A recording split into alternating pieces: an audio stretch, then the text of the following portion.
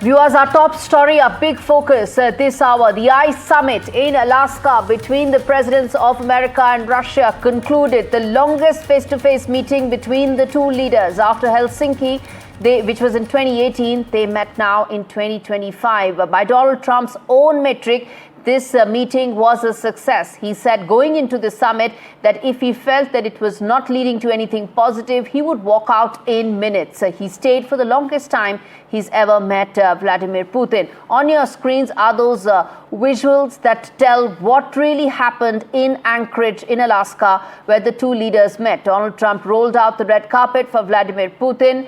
The two leaders walked together after a very warm welcome that the Russian president received. The first time in a decade that he stepped foot on American soil. And then they also rode together in the Beast, which is the vehicle of the American president, where the two leaders managed to speak one-on-one without their delegation. It was a formal delegation-level discussions with 3+3 on both sides for over 2.5 hours. Expectation is that they were thrashing out details of more than just the conflict. It could be largely, the focus would be on the relationship, the bilateral relationship between US and Russia. But remember, the Russia-Ukraine conflict remained the big focus. There were many activists there. There were a lot of Ukraine supporters there. Whole of European capitals were up in arms that they still remained on the sidelines and were not part of this important meeting. And in fact, there was a question that was asked to Vladimir Putin on just that, which was that how long before the hostilities end? Why is it that on ground, the military victories that Russia is getting right now, day by day, is leading to more and more Ukrainian casualties? He appeared to not hear that question from the reporter. Listen in. Underestimate Ukraine. President Putin, will you stop killing civilians?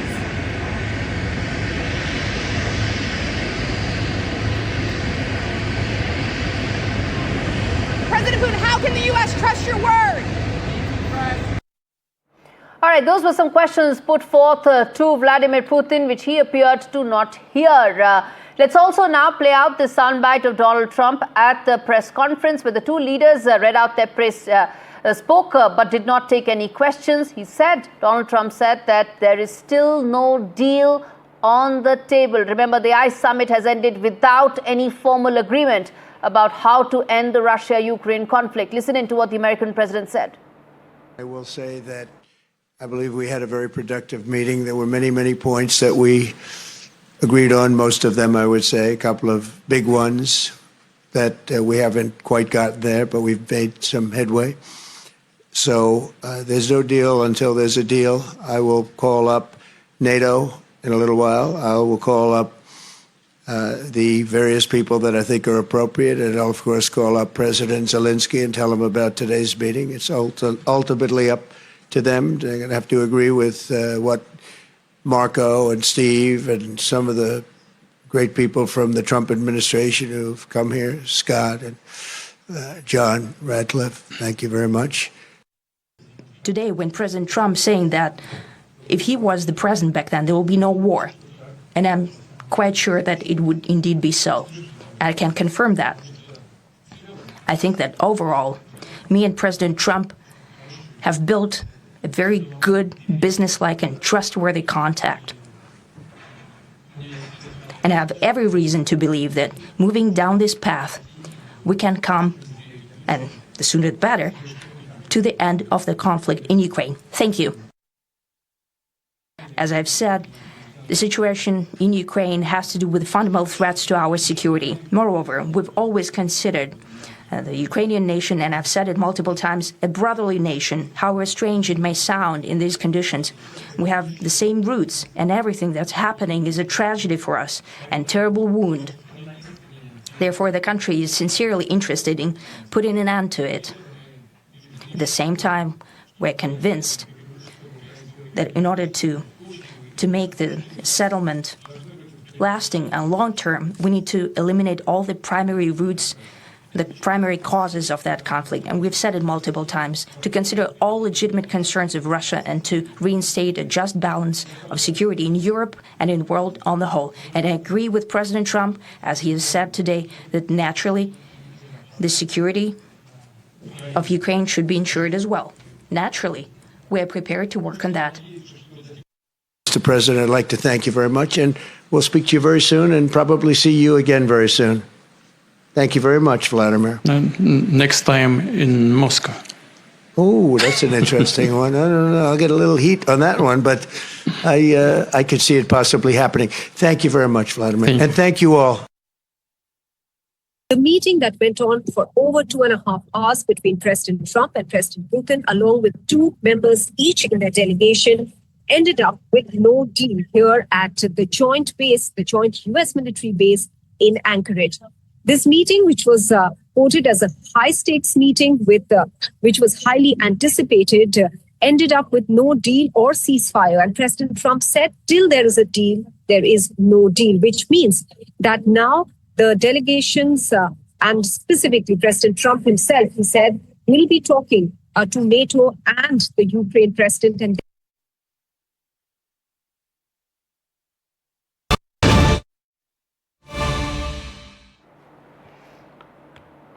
All right, now developments coming in thick and fast after the summit ended between Donald Trump and Vladimir Putin. Now, the American president says the onus lies on the Ukrainian President Zelensky to get the deal done. Donald Trump says he wants to make sure that the deal is done. Now, this is extremely significant.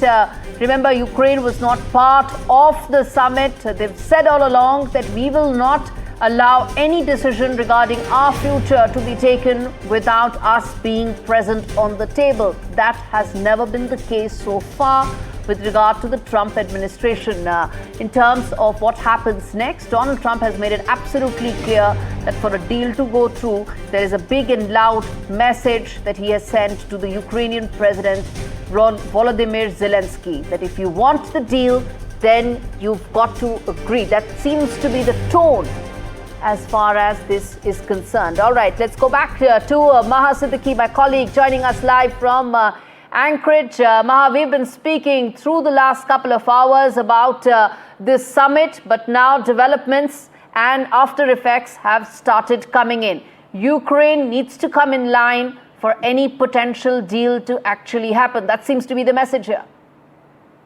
Absolutely, Gauri, and a very significant statement there coming from US President Donald Trump. He did not mention it here during the press briefing, but he's saying that now on board his aircraft Air Force One on his way back to Washington, D.C., that the onus lies with President Zelensky now.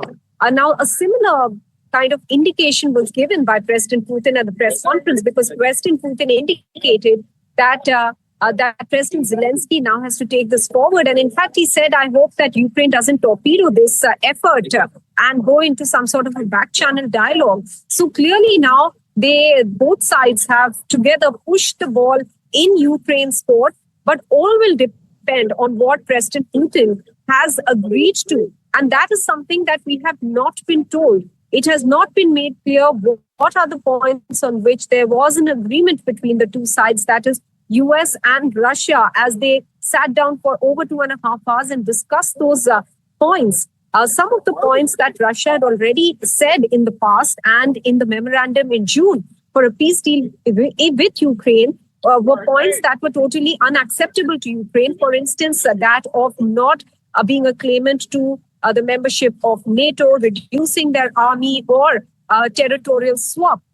Now, territorial swap is something that Ukraine believes will be disadvantageous to it, considering that Russia is, as has already expressed, wants to keep control of the regions that they have wrested control of, rather, in the 3.5 years of the war with Ukraine and earlier on in the annexation of Crimea. And these are vast expanses of land from Ukraine. Nearly 4 oblasts that border Russia are in Russia's control, which are essentially part of Ukraine, including a vast area of Donbas region. So clearly, these will be unacceptable to Ukraine. And under these circumstances, if the onus is being put on President Zelensky, we'll have to wait to see how not just President Zelensky reacts to this, but also NATO. Indeed, how NATO reacts to this, how all of European allies of America responds to this remains to be seen. But this is essentially what many people were talking. And in fact, President Trump himself was mentioning about territorial stops not likely to happen. That is what the hardening posture was coming in from the Trump administration going into this meeting. But there seems to be a complete change. Now, this was an interview that Donald Trump gave to an American network a short while back after the summit, where he said, make a deal. The deal is only about territorial swaps. Now, if Ukraine doesn't agree to it, are we looking at a deadlock? Are we then looking at Donald Trump changing tack, coming out heavily on Ukraine, what had happened at the beginning of his tenure, early on in February of this year? So that really now poses a completely different set of questions, doesn't it, Maha? Territorial swap was not on the table is what many people believed, but clearly that seems to be the case, that it was very much on the table in terms of negotiations between Trump and Putin regarding how to end the war.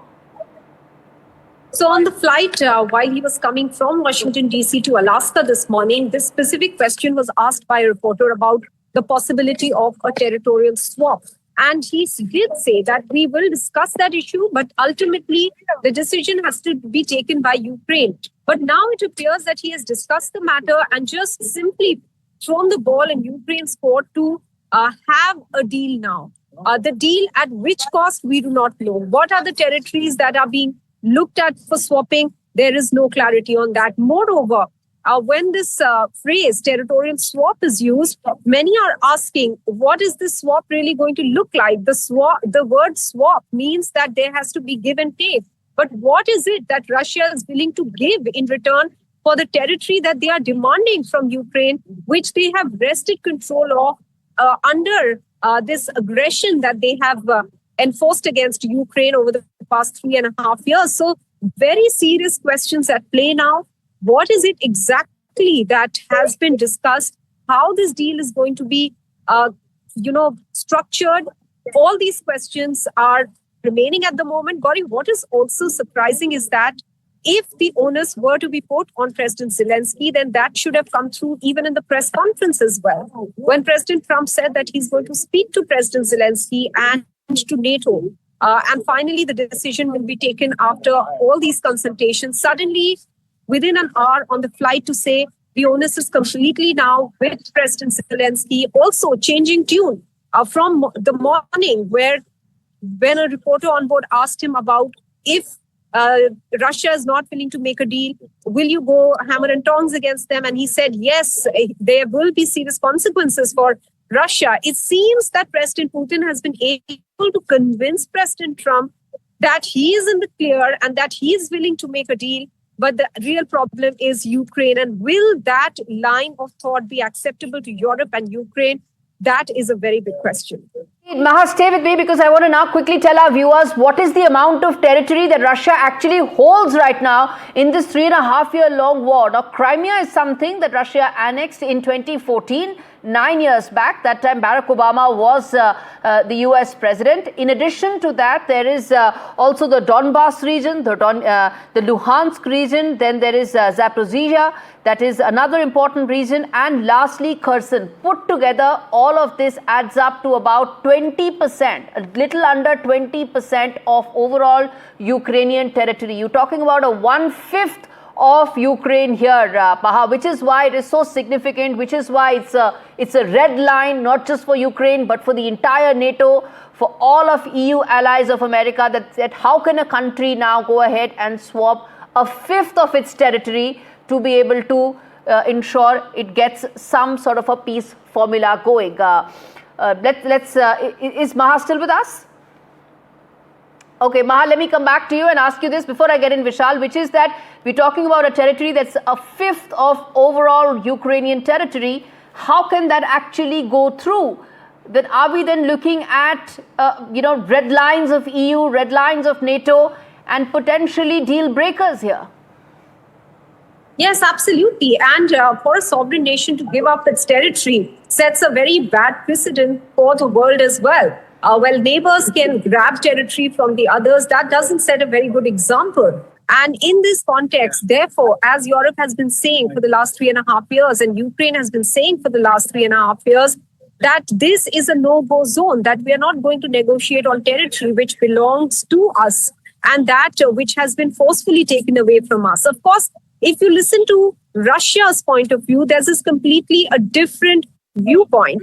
It started off with the ambition of Ukraine to join the NATO, and Russia had an issue with security. And today, President Putin pointed that out again, the security balance in Europe, indicating that they are not comfortable with the idea of Ukraine joining NATO as a member.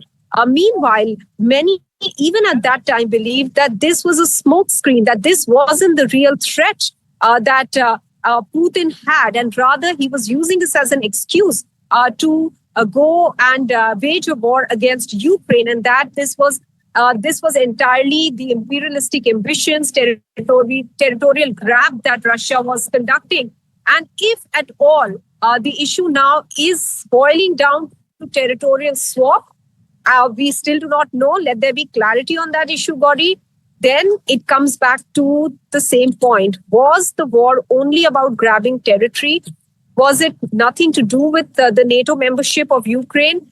And these questions clearly remain. And Maha, let me then now rope in Vishal as well to talk us through the big takeaways as far as the summit was all about. Remember, the summit ended a short while back with warm handshakes, bonhomie, cordial relations at play here. The hard negotiations that need to follow is what we are now talking about. Those developments are coming in. But let's walk you through the big takeaways of that summit. Vishal. So the biggest one is probably Putin saying that he's sincerely interested in putting an end to the war. He has said that in the past as well, but to say that on the biggest platform with Trump, that really is a big takeaway. The second one is Trump hinting at points of disagreement. Although he has not highlighted what those points of disagreements are, but he said that most of the things have been thrashed out. There are few minor details that need to be worked out. It could be the land swap deal that he's talked about in the past, in the recent past as well, but he's not said what are these points of disagreement. So that's another takeaway. Then Putin stresses on need to eliminate primary causes of conflict. So he has started this conflict based on these points of interest, only based on these primary causes of conflict. This so-called special operations inside Ukraine started in February 2022 due to these causes of concerns, because he has said repeatedly that Ukraine has been governed by many Nazis. The population of Ukraine, of which a lot of Russians also are there, they are being suppressed. There is long-term persecution going on, so that needs to be removed. So whether or not he was talking about that needs to be clarified, but he has indeed spoken about the primary causes of the conflict. Moving on, Trump has said there is no deal until there is a deal. So that is probably the biggest highlight of the statement that both the leaders gave just a few hours ago. There is no deal at the moment, even though both the leaders came out all smiles and the bonhomie was shared, but there is indeed no deal. And lastly, Putin has proposed the next round of talks in Moscow. He has, of course, not mentioned Zelensky. Trump himself also did not mention Zelensky. He said that he will call Zelensky, but he did not mention whether there will be Zelensky in the next round of talks. But Putin has indeed, proposed the next round of talks with his counterpart from US. So that will have to be seen. These are some of the biggest takeaways. All right, let's now get in Alison and Michelle to talk more on this. Alison Federica, Director of Analysis at Geopolitical Futures. Michelle Plitnick, Foreign Policy Analyst and author, both joining me live from Washington, D.C. Thank you so much for speaking to us. The big story that we continue to track, the Alaska Summit, and now fresh developments post that meeting between Russian and American American president joining me on the broadcast are Alison and Mitchell. In fact, Mitchell, let me come to you first in terms of, as I said, the bonhomie, the handshakes, the good optics, all of that has happened. Now you're getting fresh updates. You're getting the fact that Donald Trump has told in no uncertain terms to Ukrainian President Zelensky that he will have to accept the deal, and that deal will only go through if there are some sort of territorial swaps. Yeah, I think one of the big takeaways is it looks like President Trump told Fox News that one of the things that he's saying to Zelensky is that Russia is a big power and Ukraine is not. That sounds to me like Putin made a case to Trump that he holds the cards and a realistic deal has to be largely on Russia's terms. And I think that's what Trump is moving forward with. I think that's what he is implying with those statements, and that he expects Zelensky to take the deal, at least as far as land swaps. And I suspect as well that Trump probably is sympathetic to the idea of promising Russia that Ukraine will not be able to enter NATO. The United States can certainly rescind the invitation George W. Bush made to them in 2007 to join NATO. Any new member needs unanimous backing. So any NATO member can block that. And if the United States says that there will be no NATO membership for Ukraine, there won't be. So I think this is where Trump and Putin have probably agreed. And I don't think these are terms that are going to sound very good to President Zelensky.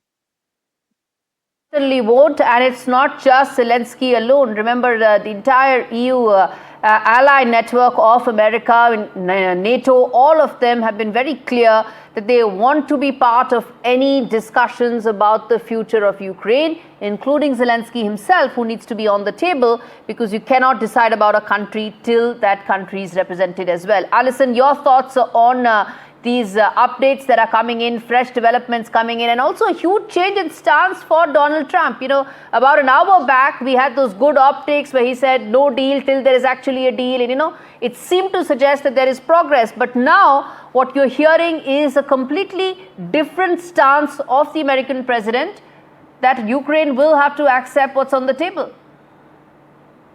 So I think if we think about these talks, it's helpful to think about them in two tracks. One is obviously the Ukraine issue, where Trump is trying to position himself as some sort of mediator where they can get a deal between Ukraine and Russia.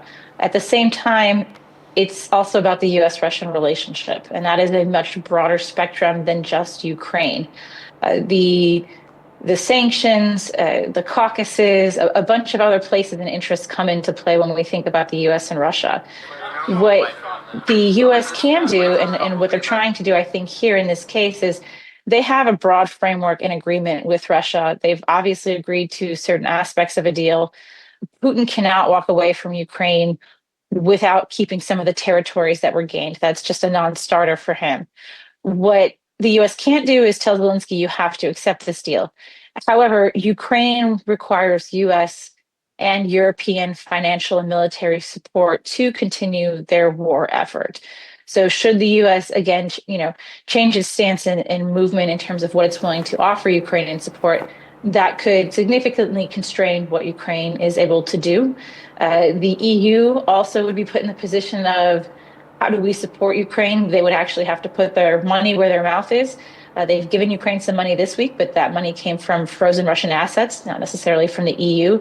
So it's, when we say putting the ball in their court, it is the U.S. kind of putting constraints on Ukraine and expecting different players to either follow through on what they're saying or to back off. But it is not about necessarily trying to coerce Ukraine, but to try to end the conflict in a way that works for U.S. interests and Russian interests.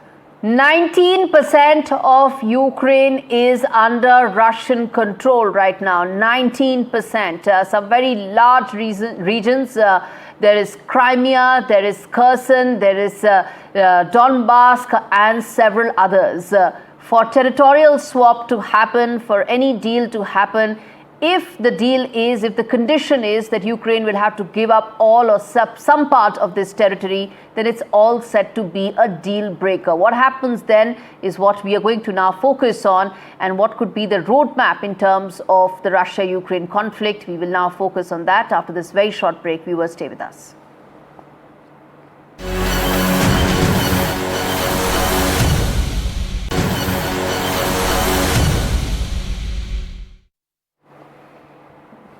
Viewers, our big story continues to be the Alaska summit. The ice has broken between America and Russia. There's been the first time in a decade the Russian president is on American soil. Warm greetings, red carpet welcome. The two leaders exchanged handshakes, they shared laughs, and they spoke the longest they have on a face-to-face meeting, surpassed the previous time they spoke in Helsinki in 2018.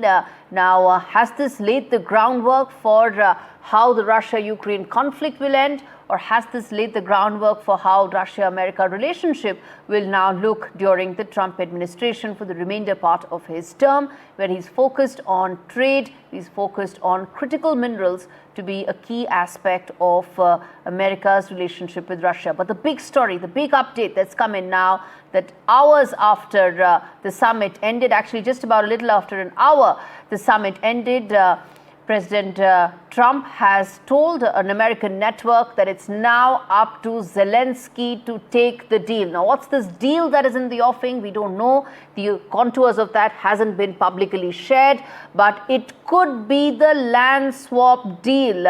Those are visuals that you're seeing on your screens right now, where earlier when he arrived, the two leaders arrived for the summit venue, they rode in Trump's beast. Those are visuals that came in earlier. Let's get in both Alison and Michelle for more on this.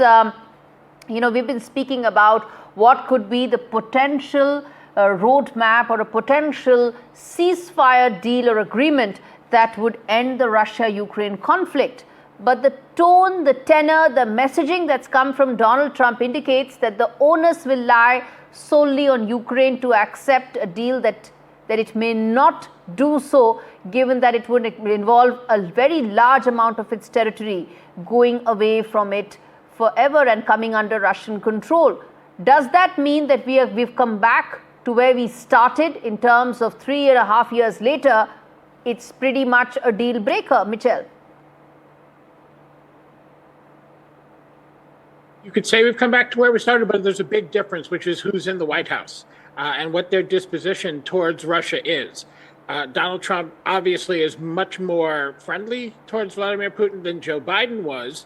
I think there were some opportunities under Biden before the situation got to this point, where there were some chances for off-ramps that Biden did not take, that are not really either available to Trump or that Trump wouldn't be interested in any case. I think what we're looking at right now, the word is that Russia is planning a new offensive next month, and if indeed they launch one, Ukraine is going to need significant assistance of the kind that Biden, toward the end of his term, had a very, very hard time getting through the Republican Congress. Eventually he did, but Trump is not going to be inclined to towards that kind of assistance to Ukraine. And he certainly isn't going to have a Congress that's going to push him on it.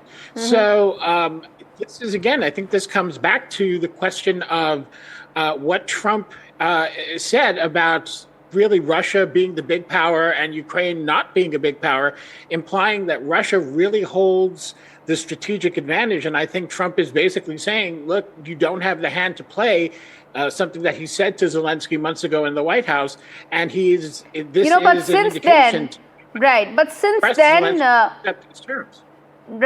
since then, Donald Trump's messaging and view with regard to Ukraine has also changed. It also went through a complete cycle from, throwing out Zelensky for not showing enough gratitude in the Oval Office. The lunch was also cancelled, to arming Ukraine with Patriot missiles, and then coming out with its hardening posture against Russia, whether it's secondary sanctions or whether it's several others. It also imposed, the Trump administration imposed fresh 25% additional tariffs on India for importing Russian oil. All that is part of the frustration that Donald Trump felt on not being able to close a deal. Now, after that is when the summit takes place today. And then just hours after the summit ended, it is now the messaging which is Ukraine's got to accept a deal that may just be too much of a red flag. Now, Alison, given the fact that there is no ceasefire, given the fact that there is no end in terms of hostilities, given the fact that Russia has a certain military momentum going in its favor, this kind of posture by Donald Trump is going to further embolden Russian forces, and would that have an impact in terms of how things unfold on ground from a military assault point of view, and also in terms of a final peace formula? So, as we've seen already, anytime the U.S. has serious talks like these with Russia, Russia will accompany that with a military push or offensive. And that did occur while Trump and Putin were speaking. So part of this is also Russia's move to help to this idea of Russia being a stronger player, of trying to negotiate. If we think of all of the different moves that Trump has done against Ukraine or against Russia or Russia's military offensives, those are all things that can be done to improve negotiating posture and position. What we have seen over the course of the last 3 years with Ukraine is that the Russian advancements militarily have been fairly slow, and that they have not really been able to conduct any type of offensive that would be a critical blow to Ukraine such that they could end the conflict militarily. So while these talks may encourage Russia to continue their operations because they have to for maintaining their posture, negotiations, and talks, what we've also seen militarily from Russia is that they're not in a position right now to do any type of offensive that would create a major change in the battle space in Ukraine anytime in the near future, such that Ukraine would have no choice but to either surrender or accept a deal. All right. A quick break. I return on the other side and continue this big story. Stay with us, Mitchell and Alison.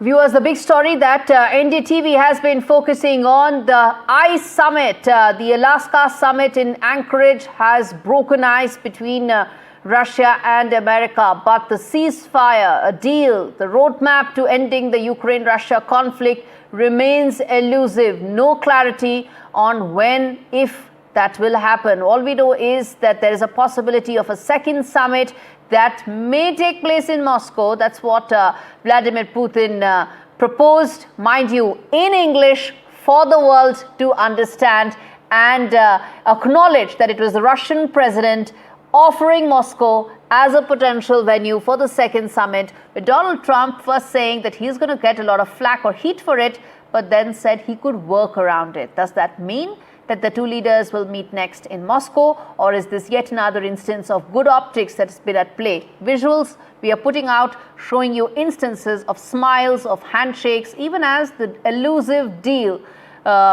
continues to be a bit of a problem. Updates have come in since then, where Donald Trump has given out an interview to an American network saying very clearly that now Ukraine needs to accept a deal. Now, what is that deal? The best deal that is on the table from Russia's point of view is that it gets to hold on to whatever Ukrainian territory it has been able to get in the last 3.5 years. That's 19% of the total landmass of Ukraine. Will Zelensky agree to that? Will the EU allies agree to that? Will NATO agree to that? The answer to that is going to be a vehement no, and that tells you that is it a deal breaker. Let's go back to Alison and Mitchell, who continue to be with me on the broadcast. Now, this is a question I throw open to both of you.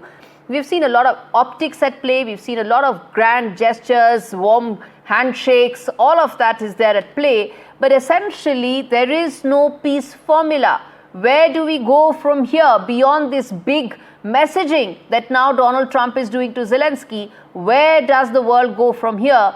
Where does the Ukraine-Russia conflict go from here?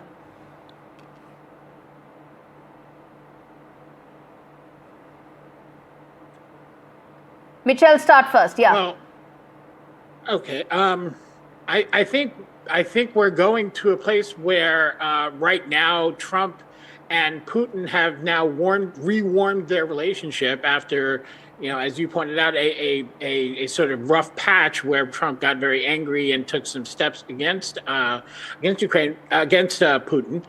But I think we are not. I never really believed, I have to say, that a deal was going to come out of this meeting or any meeting anytime soon. I think a deal that ends this war is going to be an involved process that has to be directly involving both Ukraine and Russia, as well as Europe and the United States.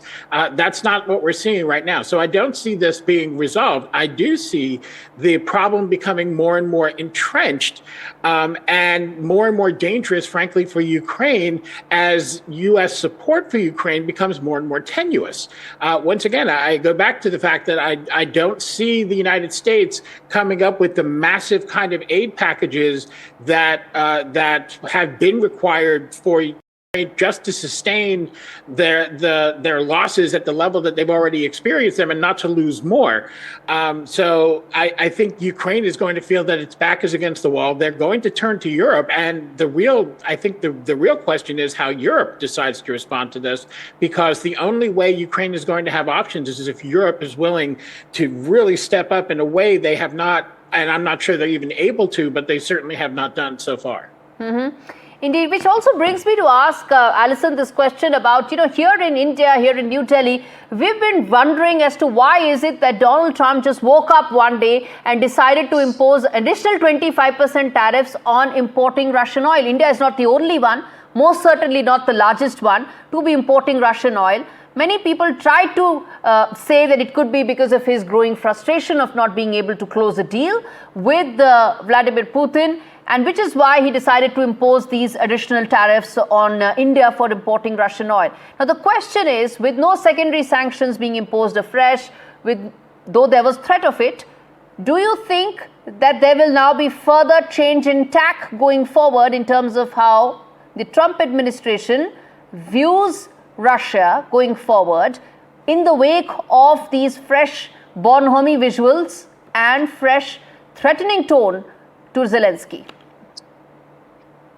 So I think the way the U.S. views Russia hasn't changed too much, but the way they've used how they can collaborate and move forward has changed. And if they have been able to reach some sort of broad spectrum agreements on certain critical issues for that bilateral and trilateral relationship with Ukraine, then there's this idea that they can move forward. In particular, with the case of India, I do think that a large part of the sanctions were due to this idea of trying to make an example out of India because of its role of being a strategic U.S. partner, because of its role of being a strategic Russian partner, sending that message. I disagree, and I disagree very strongly. Okay.